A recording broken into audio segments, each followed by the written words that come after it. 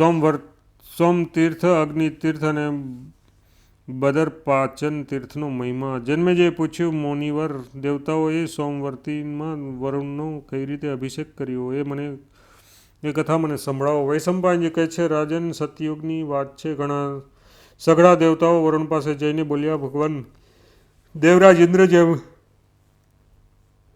અમારી સદા ભયથી રક્ષા કરે છે, એ જ પ્રમાણે તમે પણ બધી નદીઓનું પાલન કરો. સમુદ્રમાં તમારો નિવાસ થશે અને સમુદ્ર સદા તમારે અધીન રહેશે. ચંદ્રમાના વધવા સાથે જ તમારી પણ ઘટવધ થશે. અરુણે એવમ વસ્તુ કહીને દેવતાઓની પ્રાર્થનાનો સ્વીકાર કરી લીધો. પછી બધાએ મળીને તેમને જળના અધિપતિ બનાવ્યા અને તેમનો અભિષેક કરીને પૂજન કર્યું. ત્યાર પછી તેઓ પોતપોતાના લોકમાં ચાલ્યા ગયા. પછી ઇન્દ્ર જેમ દેવતાઓની રક્ષા કરે છે, એ જ પ્રમાણે વરુણ પણ નદી, નદ, સરોવર તથા સમુદ્રોને રક્ષા કરવા લાગ્યા. તે તીર્થમાં જઈને બલરામજીએ સ્નાન કર્યું અને બ્રાહ્મણોનું દાન આપીને ત્યાંથી તેઓ અગ્નિ તીર્થમાં ગયા. ત્યાં જ સ્વામી વૃક્ષની અંદર છુપાઈ જવાના કારણે અગ્નિદેવ કોઈને દેખાતા ન હતા. તે સમયે જ્યારે સંસારનો પ્રકાશ નષ્ટ થઈ ગયો ત્યારે બધા જ દેવતાઓ બ્રહ્માજીની પાસે ઉપસ્થિત થયા અને બોલ્યા, પ્રભો, ભગવાન અગ્નિદેવ દેખાતા નથી, એનું શું કારણ છે? ક્યાં એવું ન થાય કે અગ્નિના અભાવમાં સંપૂર્ણ પ્રાણીઓનો નાશ થઈ જાય? તેથી તમે અગ્નિદેવને પ્રગટ કરો. જન્મેજયે પૂછ્યું, સંપૂર્ણ જગતને ઉત્પન્ન કરનારા ભગવાન અગ્નિ અદૃશ્ય કઈ રીતે કેમ થઈ ગયા અને દેવતાઓએ તેમનો પતો કઈ રીતે લગાવ્યો? આ બધું જ મને બરાબર સમજાવો. વૈશંપાયનજી કહે છે, રાજન, મહર્ષિ ભૃગુએ અગ્નિદેવને શાપ આપી દીધો હતો. એનાથી અત્યંત ભયભીત થઈને તેઓ સમીની અંદર છુપાઈ ગયા. તેમના અદૃશ્ય થઈ જવાથી ઇન્દ્રાદિ બધા દેવતાઓએ અત્યંત દુઃખી થઈને તેમને શોધ શરૂ કરી. શોધતા અગ્નિ તીર્થમાં આવીને તેમણે અગ્નિદેવને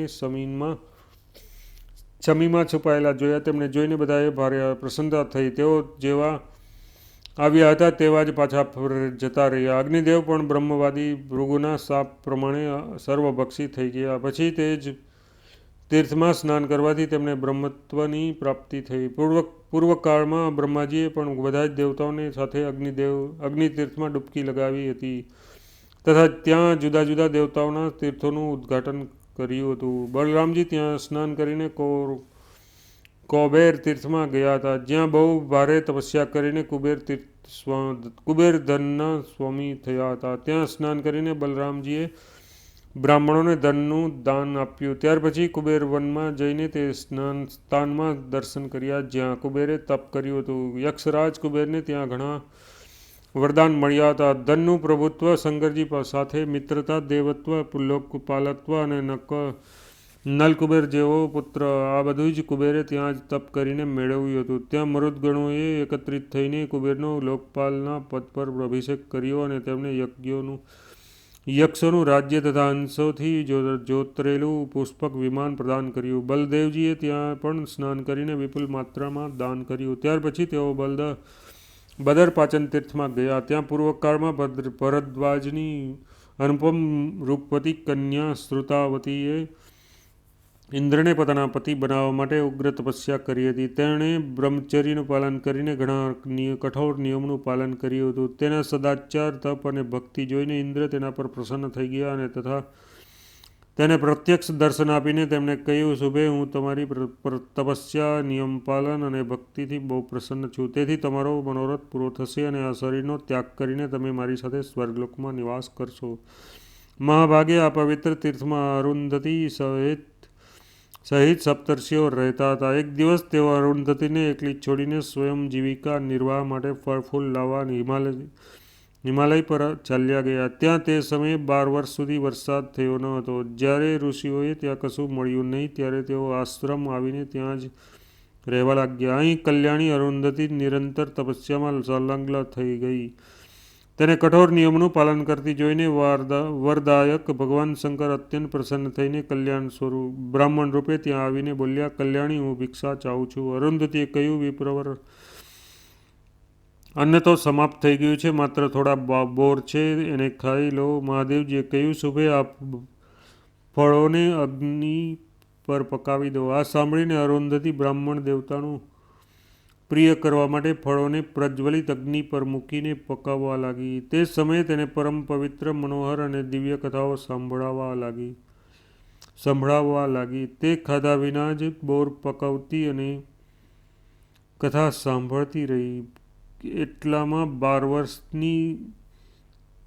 વર્ષની તે ભયંકર અનાવૃષ્ટિ સમાપ્ત થઈ ગઈ. તે દારૂણ સમય 12 વર્ષ તેને એક દિવસ જેવો જ લાગ્યો. ત્યાર પછી સપ્તર્ષિઓ પણ ફળ ખાઈને ત્યાં આવી પહોંચ્યા. ત્યારે ભગવાને પ્રસન્ન થઈને કહ્યું, ધર્મને જાણનારી દેવી, હવે તમે પ્રથમની જેમ આ ઋષિઓની સેવા કરો. તમારું તપ અને નિયમ જોઈને હું બહુ પ્રસન્ન થયો છું. આમ કહીને ભગવાન શંકરે પોતાનું સ્વરૂપ પ્રગટ કર્યું અને ઋષિઓને તેના મહત્વપૂર્ણ આચરણનું વર્ણન કરતાં કહ્યું, મુનિઓ, તમે હિમાલયની ખીણમાં રહીને જે તપનું ઉપાર્જન કર્યું છે અને આ અરુંધતીએ અહીં રહીને જે તપ કર્યું છે તે બંનેમાં કોઈ સામ્ય નથી. યથાર્થ અરુંધતીનું જ તપ શ્રેષ્ઠ છે. તેણે 12 વર્ષ સુધી નિરાહાર રહીને બોર પકાવતી રહીને દુષ્કર તપ કર્યું છે. ત્યારબાદ તેમણે ફરી અરુંધતીને કહ્યું, કલ્યાણી, તમારા મનમાં જે અભિલાષા હોય તે વરદાન માગી લો. ત્યારે તે બોલી, ભગવાન, જો તમે પ્રસન્ન છો તો આ સ્થાન બદરપાચન નામનું તીર્થ થઈ જાય. અને તીર્થો તથા સિદ્ધો તથા દેવર્ષિઓને આ બહુ પ્રિય લાગે. જે મનુષ્ય આ તીર્થમાં પવિત્રતાપૂર્વક 3 રાત્રિ નિવાસ તથા ઉપવાસ કરે તેને 12 વર્ષ સુધી તીર્થ સેવન અને ઉપવાસ કર્યાનું ફળ પ્રાપ્ત થાય. ભગવાન શંકરે એવમ વસ્તુ કહીને તેના વરદાનનું અનુમોદન કર્યું. પછી સપ્તર્ષિઓ દ્વારા કરેલી સ્તુતિ સાંભળીને તેઓ પોતાના ધામ પર ચાલ્યા ગયા. અરુંધતી આટલા વર્ષો સુધી ભૂખ તરસ સહીને પણ ન તો થાકી કે ન તેના મુખ પર ઉદાસીનતા પર આવી. તેને આવી સ્થિતિમાં જોઈને ઋષિઓને ભારે આશ્ચર્ય થયું. આ પ્રમાણે અરુંધતીએ અહીં પરમ સિદ્ધિ પ્રાપ્ત કરી હતી. તમે પણ મારા માટે અરુંધતીની જેમ ઉત્તમ વ્રતનું પાલન કર્યું છે. હું તમારા નિયમથી સંતુષ્ટ થઈને આ તીર્થના સંબંધમાં એક વિશેષ વરદાન આપું છું. જે મનુષ્ય આ તીર્થમાં સ્નાન કરીને એકાગ્રચિત્ત થઈને એક રાત્રિનો પણ નહીં નિવાસ કરશે તે દેહ ત્યાગ કર્યા પછી દુર્લભ લોકમાં જશે. વૈશંપાયનજી કહે છે, પવિત્ર ચરિત્રની શ્રુતાવતીને આ પ્રમાણે કહીને ઇન્દ્ર સ્વર્ગમાં ચાલ્યા ગયા. તેમના જતાં જ ત્યાં પુષ્પવૃષ્ટિ થવા લાગી. દેવતાઓની દુદુંભી વાગી ઉઠી. સુગંધિત હવા ચાલવા લાગી. તે જ સમયે શ્રુતાવતી પણ શરીર ત્યાગીને સ્વર્ગમાં ચાલી ગઈ અને ત્યાં ઇન્દ્રની પત્નીના રૂપમાં રહેવા લાગી. બલભદ્રજી તે બદ્રપાચન તીર્થમાં સ્નાન કરીને બ્રાહ્મણોને ધનનું દાન કરીને ઇન્દ્ર તીર્થમાં ચાલ્યા ગયા.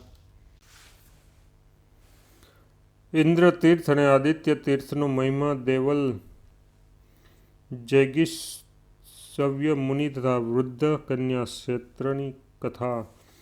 વૈશંપાયનજી કહે છે, ત્યાં જઈને બલરામજીએ વિધિવત સ્નાન કર્યું તથા બ્રાહ્મણોને ધન તથા રત્નોનું દાન આપ્યું. ઇન્દ્ર તીર્થમાં દેવરાજે 100 યજ્ઞ કર્યા હતા, જેમાં બૃહસ્પતિજીને ઘણું બધું જ ધન આપવામાં આવ્યું હતું. અનેક પ્રકારની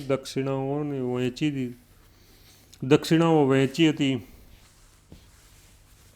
આ પ્રમાણે 100 યજ્ઞ પૂરા કરવાના કારણે ઇન્દ્ર શતકર્તુના નામે વિખ્યાત થયા અને તેમના જ નામે તે પરમ પવિત્ર, કલ્યાણકારી અને સનાતન તીર્થ ઇન્દ્ર તીર્થ નામે પ્રસિદ્ધ થયું. ત્યાં સ્નાન દાન કર્યા પછી બલરામજી રામતીર્થમાં ગયા, જ્યાં પરશુરામજીએ અનેક વાર ક્ષત્રિયોનો સંહાર કરીને આ પૃથ્વી પર વિજય મેળવ્યો હતો અને કશ્યપ મુનિને આચાર્ય બનાવીને વાજપેયી તથા 100 અશ્વમેઘ યજ્ઞ કર્યા હતા. તેમણે સમુદ્ર સહિત સંપૂર્ણ પૃથ્વી દક્ષિણામૂર્ત રૂપે આપી દીધી હતી તથા બીજા પણ ઘણા પ્રકારના દાન આપીને તેઓ વનમાં ચાલ્યા ગયા હતા. તે પવિત્ર તીર્થમાં રહેનારા મુનિઓને સાદર પ્રણામ કરીને બલરામજી યમુના તીર્થમાં આવ્યા, જ્યાં વરુણદેવે રાજસુ યજ્ઞ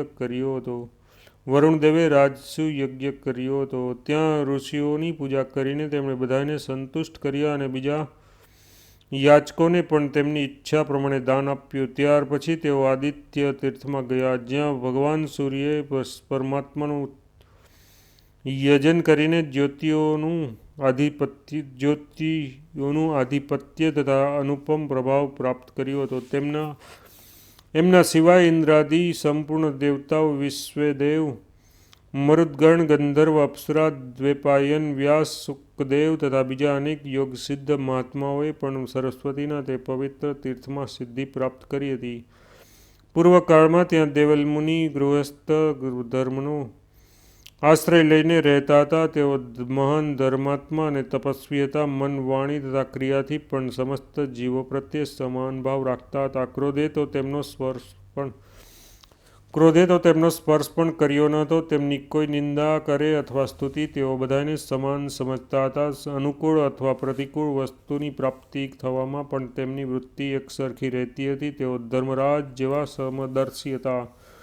સુવર્ણ તથા માટીના ઢેફાને એક જ દ્રષ્ટિએ જોતા હતા. દેવતા, અતિથિ તથા બ્રાહ્મણોની સદા પૂજા કર્યા કરતા અને પ્રતિદિન બ્રહ્મચર્યની રક્ષા કરતા રહીને ધર્માચરણમાં સંલગ્ન રહેતા હતા. એક દિવસ જૈગીષ્વ્ય મુનિ તીર્થમાં આવ્યા અને પોતાની યોગ શક્તિથી ભિક્ષુકનો વેશ બનાવીને દેવલના આશ્રમ પર રહેવા લાગ્યા. મહર્ષિ જૈગીષ્વ્ય સિદ્ધ યોગી હતા અને સદા યોગમાં જ સ્થિર રહેતા હતા. જોકે જૈગીષ્વ્ય દેવલના આશ્રમમાં જ રહેતા હતા, તો પણ દેવલ મુનિ તેમને દેખાડીને યોગ સાધન કરતા ન હતા. આ પ્રમાણે બંનેને ત્યાં રહેતા ઘણો સમય વીતી ગયો. ત્યારબાદ થોડો સમય સુધી એવું થયું કે જૈગીષ્વ્ય મુનિ સદા દેખાતા ન હતા. માત્ર ભોજન સમયે દેવલના આશ્રમ પર ઉપસ્થિત થઈ જતા હતા. તે સમયે દેવલ પોતાની શક્તિ પ્રમાણે શાસ્ત્રીય વિધિથી તેમનું પૂજન તથા આતિથ્ય સત્કાર કરતા હતા. આ નિયમ પણ ઘણા વર્ષો સુધી ચાલ્યો. એક દિવસ જૈગીષ્વ્ય મુનિને જોઈને દેવલના મનમાં ભારે ચિંતા થઈ. તેમણે વિચાર્યું કે આમની પૂજા કરતાં કરતાં કેટલાક વર્ષો વીતી ગયા, પરંતુ આ ભિક્ષુ આજ સુધી મારી સાથે એક પણ શબ્દ પણ બોલ્યા નથી. આ વિચાર કરતા તેઓ કળશ હાથમાં લઈને આકાશ માર્ગે સમુદ્ર તટ તરફ ચાલ્યા. ત્યાં જોયું તો ભિક્ષુક મહોદય પહેલેથી જ સમુદ્ર તટ પર મોજૂદ હતા. હવે તો તેમને ચિંતાની સાથે સાથે આશ્ચર્ય પણ થયું. તેઓ એવો વિચારવા લાગ્યા, આ મારાથી પહેલાં કઈ રીતે પહોંચ્યા? આમણે તો સ્નાન પણ કરી લીધું છે. ત્યાર પછી મહર્ષિ દેવલે પણ વિધિવત સ્નાન કરીને ગાયત્રી મંત્રના જપ કર્યા. જ્યારે નિત્ય નિયમ સમાપ્ત થઈ ગયો ત્યારે તેઓ ફરી આશ્રમ તરફ ચાલ્યા. ત્યાં પહોંચતા જ તેમને જૈગીષ્વ્ય મુનિ બેઠેલા જ દેખાયા. ત્યારે દેવલ મુનિ ફરી વિચારમાં પડ્યા કે મેં તો આમને સમુદ્ર તટે જોયા છે. આ આશ્રમ પર ક્યારે અને કઈ રીતે આવી ગયા? આમ વિચારીને તેમના મનમાં જૈગીષ્વ્યને યથાર્થ રીતે જાણવાની ઈચ્છા કરી. પછી તો તેઓ તે આશ્રમથી આકાશ તરફ ઉડ્યા. ઉપર જઈને તેમણે અનેક અંતરિક્ષમાં વિચરનારા સિદ્ધોના દર્શન થયા. સાથે સાથે તે સિદ્ધો દ્વારા પૂજાનારા જૈગીષ્વ્ય મુનિ પણ દેખાયા. ત્યાર પછી દેવલે તેમને સ્વર્ગલોકમાં જતા જોયા. ત્યાંથી પિતૃલોકમાં, પિતૃલોકમાંથી યમલોકમાં, ત્યાંથી ચંદ્રલોકમાં તથા ચંદ્રલોકથી એકાંતમાં યજ્ઞ કરનારા અગ્નિહોત્રીઓના ઉત્તમ લોકમાં તેમને જતા જોયા. આ જ પ્રમાણે દર્શ પૌર્ણમાસ યાગ કરનારાઓના લોકમાં તથા બીજા ઘણા બધા જ લોકમાં પણ તેઓ જતા જોવામાં આવ્યા. રુદ્રો, વસુઓ તથા બૃહસ્પતિના સ્થાન પર પણ તેઓ પહોંચેલા જોવામાં આવ્યા. ત્યારબાદ તેઓ પવિત્રતાઓના લોકમાં જઈને અંતર્ધ્યાન થઈ ગયા. પછી દેવલ મુનિ તેમને જોઈ ન શક્યા. ત્યારે તેમણે જૈગીષ્વ્યના પ્રભાવ, વ્રત અને અનુપમ યોગસિદ્ધ વિશે વિચાર કરતા સિદ્ધોને પૂછ્યું, હવે મને મહાન તેજસ્વી જૈગીષ્વ્ય દેખાતા નથી. તમે લોકો એમનું સ્થાન મને જણાવો. સિદ્ધોએ કહ્યું, દેવલ જૈગીષ્વ્ય બ્રહ્મલોકમાં ચાલ્યા ગયા. ત્યાં તમે જઈ શકતા નથી. સિદ્ધોની વાત સાંભળીને દેવલ મુનિ ક્રમશઃ નીચેના લોકમાં જ થઈને પૃથ્વી પર ઉતરવા લાગ્યા. જ્યારે પોતાના આશ્રમ પર પહોંચ્યા તો ત્યાં જૈગીષ્વ્ય મુનિ પહેલેથી જ બેઠા હતા. તેઓ તેમના તપ અને યોગનો પ્રભાવ જોઈ ચૂક્યા હતા. તેથી પોતાની ધર્મયુક્ત શુદ્ધ બુદ્ધિથી થોડો સમય વિચાર કર્યો. પછી વિનમ્ર ભાવે તેઓ મુનિના ચરણમાં ગયા અને બોલ્યા, ભગવાન, હું મોક્ષ ધર્મનો આશ્રય લેવા ચાહું છું. તેમની વાત સાંભળીને અને સંન્યાસ લેવાનો વિચાર જાણીને જૈગીષ્વ્યે તેમને જ્ઞાનનો ઉપદેશ કર્યો. સાથે સાથે યોગની વિધિ બતાવીને શાસ્ત્રાનુસાર કર્તવ્ય અકર્તવ્યનો પણ ઉપદેશ આપ્યો. મુનિવર દેવલે પણ ગૃહસ્થ ધર્મનો પરિત્યાગ કરીને મોક્ષ ધર્મમાં પ્રીતિ વધારી અને પરાસિદ્ધિ તથા પરમ યોગને પ્રાપ્ત કર્યા. રાજા જન્મેજય, જૈગીષ્ય અને દેવલ એ બંને મહાત્માઓનો જ્યાં આશ્રમ હતો તે ઉત્તમ સ્થાન જ તીર્થ બની ગયું.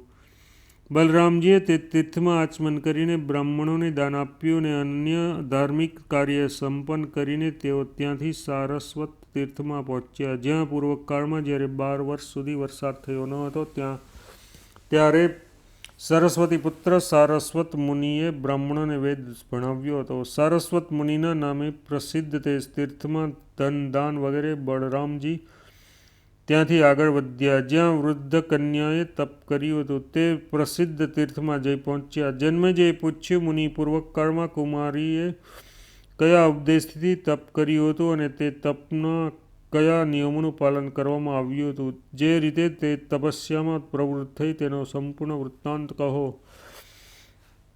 વૈશંપાયનજીએ કહ્યું, રાજન, પ્રાચીન કાળમાં એક કૃણિગર્ગ નામના મહાન યશસ્વી ઋષિ થઈ ગયા. તેમણે ભારે તપસ્યા કરીને પોતાના મનથી જ એક સુંદર કન્યા ઉત્પન્ન કરી. પુત્રીને જોઈને મુનિને ભારે પ્રસન્નતા થઈ. થોડા સમય પછી તેઓ શરીર ત્યાગીને સ્વર્ગમાં ચાલ્યા ગયા. હવે આશ્રમનો ભાર તે કન્યા ઉપર આવી પડ્યો. તે બહુ કલેશ વેઠીને ઉગ્ર તપસ્યા કરવા લાગી. નિરંતર ઉપવાસ કરીને પિતરો અને દેવતાઓની પૂજા કરવા લાગી. તેણે ઉગ્ર તપસ્યા કરતાં ઘણો સમય વ્યતીત થઈ ગયો. તે ઘરડી અને દુબળી થઈ ગઈ. ત્યારે તેણે પરલોકમાં જવાનો વિચાર કર્યો. તેની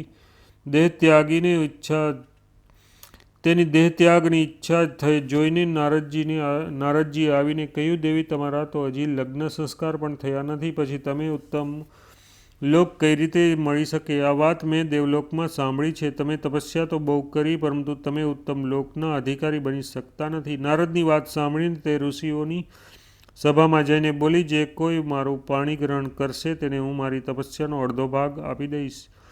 તેના આ પ્રમાણે કહ્યા પછી ગાલવના પુત્ર શૃંગવાને કહ્યું, કલ્યાણી, હું એ શરતે તમારું પાણી ગ્રહણ કરીશ કે લગ્ન ગયા પછી એક રાત તમે મારી સાથે નિવાસ કરો. વૃદ્ધા કુમારીએ હા કહીને પોતાનો હાથ મુનિના હાથમાં આપી દીધો.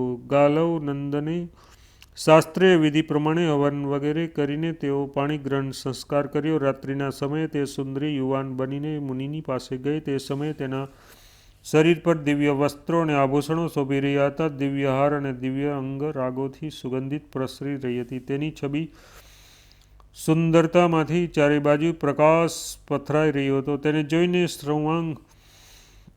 શૃંગવાન મુનિને ભારે પ્રસન્નતા થઈ. તેમણે એક રાત તેની સાથે નિવાસ કર્યો. સવાર થતાં જ તેણે મુનિને કહ્યું, વિપ્રવર, તમે જે શરત કરી હતી તે પ્રમાણે તમારી સાથે હું રહી ચૂકી. હવે આજ્ઞા આપો, હું જાઉં છું. આમ કહીને તે ત્યાંથી ચાલી ગઈ. જતાં જતાં તેણે ફરી કહ્યું, જે પોતાના ચિત્તને એકાગ્ર કરીને દેવતાઓને તૃપ્ત કરીને આ તીર્થમાં એક રાત નિવાસ કરશે તેને 58 વર્ષો સુધી બ્રહ્મચર્ય પાલન કરવાનું ફળ મળશે. આમ કહીને તે સાધ્વી શરીરનો ત્યાગ કરીને સ્વર્ગમાં જતી રહી અને મુનિ તેના દિવ્ય રૂપનું ચિંતન કરતાં કરતાં ઘણા દુઃખી થઈ ગયા. તેમણે પ્રતિજ્ઞા પ્રમાણે તેની તપસ્યાનો અડધો ભાગ લઈ લીધો અને તેના દ્વારા પોતાને સિદ્ધ બનાવીને પછી તેની જ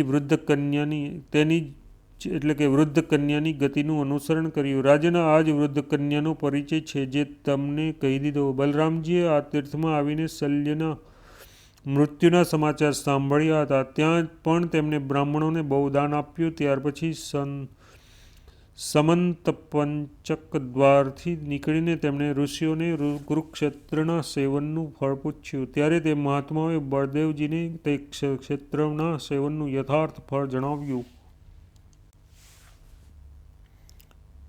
સમંતપંચક તીર્થ એટલે કે કુરુક્ષેત્રનો મહિમા તથા નારદજીના કહેવાથી બલદેવજીનું ભીમ દુર્યોધનનું યુદ્ધ જોવા જવું. ઋષિઓએ કહ્યું, બલરામજી, સમંતપંચક એટલે કે કુરુક્ષેત્ર સનાતન છે. તે પ્રજાપતિની ઉત્તમ વેદી કહેવાય છે. પ્રાચીન કાળમાં દેવતાઓએ અહીં બહુ મોટા યજ્ઞો કર્યા હતા. તથા બુદ્ધિમાન મહાત્મા રાજસી કુરુએ પહેલા ઘણા વર્ષો સુધી આ ક્ષેત્રની ભૂમિ ખેડી હતી. તેથી તેમના નામ પરથી જ આ કુરુક્ષેત્ર કહેવાયું. બલરામજીએ પૂછ્યું, મુનિવરો, મહાત્મા કુરુએ આ ક્ષેત્રમાં હળ કેમ ચલાવ્યું? ઋષિઓએ કહ્યું, બલરામજી, પૂર્વકાળમાં જ્યારે અહીં રાજા કુરુ દરરોજ હળ ચલાવતા હતા તે જ દિવસની વાત છે. ઇન્દ્રએ સ્વર્ગમાંથી આવીને કુરુને આનું કારણ પૂછ્યું. રાજન, તમે આટલો મોટો પ્રયાસ કેમ કરી રહ્યા છો? અહીંની જમીન ખેડવા પાછળ આપનો શો અભિપ્રાય છે? કુરુએ કહ્યું, ઇન્દ્ર, જે લોકો આ ક્ષેત્રમાં જ મૃત્યુ પામશે તેઓ પુણ્યવાણોના લોકમાં જશે. આ જવાબ સાંભળીને ઇન્દ્રને હસવું આવી ગયું. તેઓ ચૂપચાપ સ્વર્ગમાં પાછા ચાલ્યા ગયા. આથી જ રાજસી કુરુનો ઉત્સાહ કમ ન થયો. તેઓ ત્યાંની જમીન ખેડવા જ લાગ્યા રહ્યા. ઇન્દ્રએ અનેકવાર આવીને પ્રશ્નો કર્યા, પરંતુ તે જ ઉત્તર મળતા તેઓ દરેક વખતે પાછા ગયા. કુરુએ પણ કઠોર તપસ્યાની સાથે હળ જોતરવાનો આરંભ કર્યો. ત્યારે ઇન્દ્રે તેમનો મનોભાવ દેવતાઓને કહી સંભળાવ્યો. આ સાંભળીને દેવતાઓ બોલ્યા, જો સંભવ હોય તો રાજસીને વરદાન આપીને પ્રસન્ન કરી લો. અન્યથા જો તેઓ પોતાના પ્રયત્નમાં સફળ થઈ ગયા અને મનુષ્યો યજ્ઞ કર્યા વિના જ સ્વર્ગમાં આવવા લાગ્યા તો આપણા લોકોનો યજ્ઞ ભાગ ચાલશે નહીં. ત્યારે ઇન્દ્રે કુરુની પાસે આવીને કહ્યું, રાજન, હવે તમે કષ્ટ ન ઉઠાવો. મારી વાત માનો. હું વરદાન આપું છું કે જે મનુષ્ય અથવા પશુ અહીં નિરાહાર રહીને અથવા યજ્ઞમાં મરાઈને શરીરનો ત્યાગ કરશે તેઓ સ્વર્ગમાં અધિકારી થશે. રાજા કુરુએ બહુ સારું કહીને ઇન્દ્રની આજ્ઞાનો સ્વીકાર કર્યો અને ઇન્દ્ર પણ રાજાની અનુમતિ લઈને પ્રસન્નતાપૂર્વક સ્વર્ગમાં ચાલ્યા ગયા. બલરામજી આ પ્રમાણે શુભ ઉપદેશથી રાજસી કુરુએ આ ક્ષેત્રને ખેડ્યું હતું. પૃથ્વી પર આનાથી વધીને તેઓ કોઈ પવિત્ર સ્થાન નથી. જે મનુષ્યો અહીં તપ કરશે તે દેહ ત્યાગ કર્યા પછી બ્રહ્મલોકમાં જશે. જે અહીં દાન કરશે તેમનું આપેલું દાન 1000 ગણું થઈને ફળમાં આપશે. જે લોકો હંમેશા અહીં નિવાસ કરશે તેમને યમલોકમાં જવું નહીં પડે. જો રાજાઓ અહીં આવીને મોટા મોટા યજ્ઞો કરશે તો જ્યાં સુધી આ પૃથ્વી રહેશે ત્યાં સુધી તેમને સ્વર્ગમાં રહેવાનું સૌભાગ્ય પ્રાપ્ત થશે. સાક્ષાત ઇન્દ્રે પણ કુરુક્ષેત્ર વિશે આવો ઉદ્ગાર પ્રગટ કર્યો છે. કુરુક્ષેત્રની ધૂળ પણ જો હવાથી ઉડીને કોઈ પાપીના ઉપર પડી જાય તો તે તેને ઉત્તમ લોકમાં પહોંચાડે છે. અહીં મોટા મોટા દેવતાઓ, ઉત્તમ બ્રાહ્મણ તથા નૃગ વગેરે રાજાઓ પણ યજ્ઞ કરીને ઉત્તમ ગતિને પ્રાપ્ત થાય છે. તરંતુકથી લઈને આરંતુક સુધી બધા જ રામહદથી લઈને યમચક્ર સુધી વચ્ચેનું જે સ્થાન છે તે જ કુરુક્ષેત્ર તથા સમંત પંચતીર્થ છે. આને પ્રજાપતિની ઉત્તરવેદી કહે છે. આ ક્ષેત્ર અત્યંત પવિત્ર અને કલ્યાણકારી છે. દેવતાઓએ પણ આનું સન્માન કર્યું છે. આ બધા જ સદ્ગુણોથી સંપન્ન છે. તેથી અહીં મૃત્યુ પામેલા બધા જ ક્ષત્રિયો અક્ષય તીર્થને પ્રાપ્ત થશે. આ પ્રમાણે સાક્ષાત ઇન્દ્રે આ વાત કહી તથા બ્રહ્મા, વિષ્ણુ અને શિવ વગેરે દેવતાઓએ આનું સમર્થન કર્યું હતું. વૈશંપાયનજી કહે છે, ત્યાર પછી કુરુક્ષેત્રનું દર્શન કરીને અને ત્યાં વિપુલ માત્રામાં દાન આપીને બલરામજી એક દિવ્ય આશ્રમ પાસે ગયા. ત્યાં જઈને તેમણે મુનિઓને પૂછ્યું, આ સુંદર આશ્રમ કોનો છે? અને તેમણે કહ્યું, બલરામજી, પહેલાં તો અહીં ભગવાન વિષ્ણુએ તપસ્યા કરી હતી. પછી અક્ષય ફળ આપનારા અનેક યજ્ઞો પણ આ આશ્રમ પર થયા છે. બાલવ્યવસ્થાથી જ બ્રહ્મચર્યનું પાલન કરનારી એક સિદ્ધ બ્રાહ્મણીએ પણ અહીં તપસ્યા કરી હતી. તે સાડિલ્ય મુનિની પુત્રી હતી. ઋષિઓની વાત સાંભળીને બલભદ્રજીએ તેમને પ્રણામ કર્યા અને હિમાલયની નજીક આવેલા તે આશ્રમમાં ગયા. ત્યાંના ઉત્તમ તીર્થનું તથા સરસ્વતીના ઉદ્ગમન સ્ત્રોતનું દર્શન કરીને તેમણે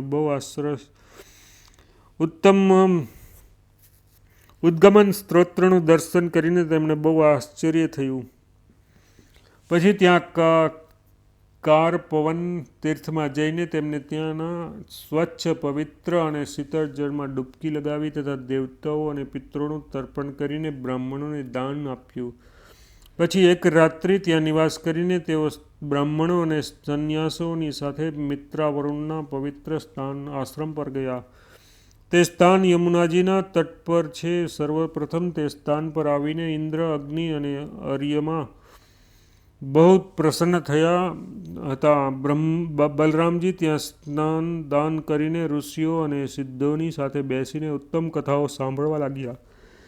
તે જ સમયે દેવર્ષિ નારદજી દંડ કમંડળ અને મનોહર વીણા લઈને ત્યાં આવી પહોંચ્યા અને તેમના આવતા જોઈને બલરામજી ઊભા થઈ ગયા અને તેમનું વિધિવત પૂજન કરીને તેમણે કૌરવના સમાચાર પૂછવા લાગ્યા. નારદજીએ જે રીતે કૌરવનો મહાસંગ્રામ થયો હતો તે બધું જ યથાવત કહ્યું. ત્યારે બલરામજીએ દુઃખ પ્રગટ કર્યું ને કહ્યું, તપોધન, તે ક્ષેત્રની શું અવસ્થા છે અને આવેલા રાજાઓની શી દશા થઈ છે, આ બધું જ સંક્ષેપમાં હું પહેલાં જ સાંભળી ચૂક્યો છું. હવે મને ત્યાંના વિસ્તૃત સમાચાર જાણવાની ઉત્કંઠા છે. નારદજીએ કહ્યું, ભીષ્મજી તો પહેલાં જ મર્યા ગયા. તેમના પછી દ્રોણાચાર્ય, જયદ્રથ, કર્ણ અને તેના પુત્રો પણ પરલોક પહોંચી ગયા.